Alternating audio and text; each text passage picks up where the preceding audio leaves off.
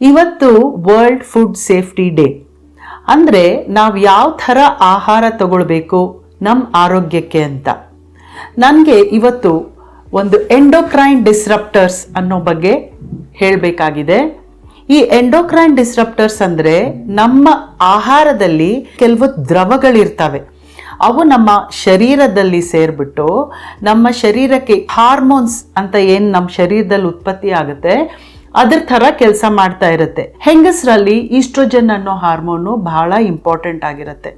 ಈ ಎಂಡೋಕ್ರೈನ್ ಡಿಸ್ರಪ್ಟರ್ಸು ಕೆಲವು ಈಸ್ಟ್ರೋಜನ್ ಇದ್ದು ಅದು ನಮ್ಮ ಶರೀರಕ್ಕೆ ಹೋಗಿ, ಸಾಮಾನ್ಯವಾದ ಈಸ್ಟ್ರೋಜನ್ ಆದರೆ ನಮ್ಮ ಶರೀರದಲ್ಲಿ ಪ್ರೊಡ್ಯೂಸ್ ಆಗೋದು, ಉತ್ಪತ್ತಿ ಆಗೋದು ಹಂಗೆ ಹೊಟ್ಟೋಗ್ತಾ ಇರುತ್ತೆ.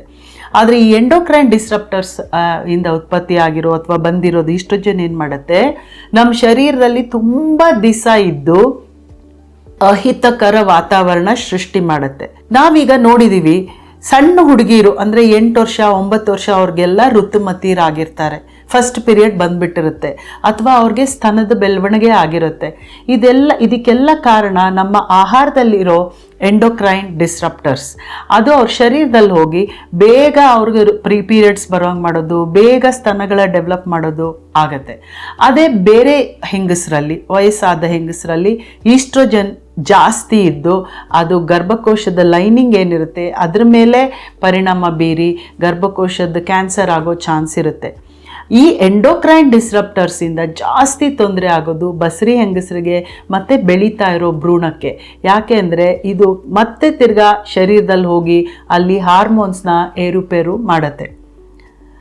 ಎಂಡೋಕ್ರೈನ್ ಡಿಸ್ರಪ್ಟರ್ಸು ನಮ್ಮ ಶರೀರದಲ್ಲಿ ಊಟದ ಮೂಲಕ ಯಾವ ರೀತಿ ಹೋಗುತ್ತೆ ಅಂದರೆ, ಮುಖ್ಯವಾಗಿ ಪ್ಲಾಸ್ಟಿಕ್ನಲ್ಲಿ ನಾವು ಏನೇ ಬಿಸಿಯಾದ ಪದಾರ್ಥ ಇಟ್ಟಿರ್ಬೋದು, ಎಸ್ಪೆಷಲಿ ಕಪ್ಪು ಪ್ಲಾಸ್ಟಿಕ್ಕು ಬಿಸಿಯಾದ ಪದಾರ್ಥ ಇಟ್ಟಿರ್ಬೋದು, ಅಥವಾ ಮೈಕ್ರೋವೇವ್ ಮಾಡಬೇಕಾದ್ರೆ ಪ್ಲಾಸ್ಟಿಕ್ಕಲ್ಲಿ ನಾವು ಮೈಕ್ರೋವೇವ್ ಮಾಡ್ತಾ ಇರ್ಬೋದು, ಅಥವಾ ಕಾರ್ನಲ್ಲಿ ಬಿಸಿ ನೀರು ಇಟ್ಬಿಟ್ಟಿರ್ತೀವಿ ಬಾಟ್ಲಲ್ಲಿ, ಆ ನೀರನ್ನೇ ಕುಡಿಯೋದು. ಇದೆಲ್ಲ ಎಂಡೋಕ್ರೈನ್ ಡಿಸ್ರಪ್ಟರ್ಸ್.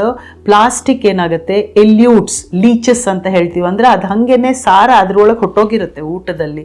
ನಾವು ಅದು ನೀರು ಕುಡಿದಾಗ, ಆ ಊಟ ಮಾಡಿದಾಗ ಅಲ್ಲಿ ತೊಂದರೆ ಆಗುತ್ತೆ. ಹಾಗೆಯೇ ಈ ಡೈರಿ ಆ್ಯಂಡ್ ಮೀಟ್ ಪ್ರಾಡಕ್ಟ್ಸ್, ಹೈನು ಇರ್ಬೋದು, ಇದು ಮೊಟ್ಟೆ ಇರ್ಬೋದು, ಹಾಲು ಇರ್ಬೋದು, ಅದು ಹಸುಗಳಿಗೆ ಜಾಸ್ತಿ ಈಸ್ಟ್ರೋಜನ್ ಹಾಕಿರ್ಬೋದು. ಅದನ್ನು ನಾವು ಕನ್ಸ್ಯೂಮ್ ಮಾಡಿದಾಗ ಆ ಈಸ್ಟ್ರೋಜನ್ ಸಹ ನಮ್ಮ ಶರೀರದಲ್ಲಿ ಹೋಗುತ್ತೆ.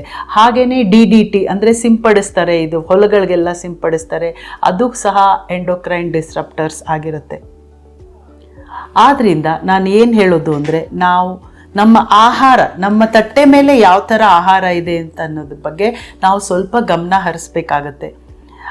ಏನು ಮಾಡಬೇಕು, ಆದಷ್ಟು ಊಟನ ನಾವು ಪ್ಲಾಸ್ಟಿಕ್ ತಟ್ಟೆನಲ್ಲಿ ಮಾಡಬಾರ್ದು, ಸ್ಟೀಲ್ ತಟ್ಟೆನಲ್ಲಿ ಮಾಡಬೇಕು. ಅಥವಾ ನಾವು ಏನಾದ್ರೂ ಮೈಕ್ರೋವೇವ್ ಮಾಡಬೇಕು ಅಂತಂದರೆ ಗ್ಲಾಸ್ನಲ್ಲಿ ಮೈಕ್ರೋವೇವ್ ಮಾಡಬೇಕು.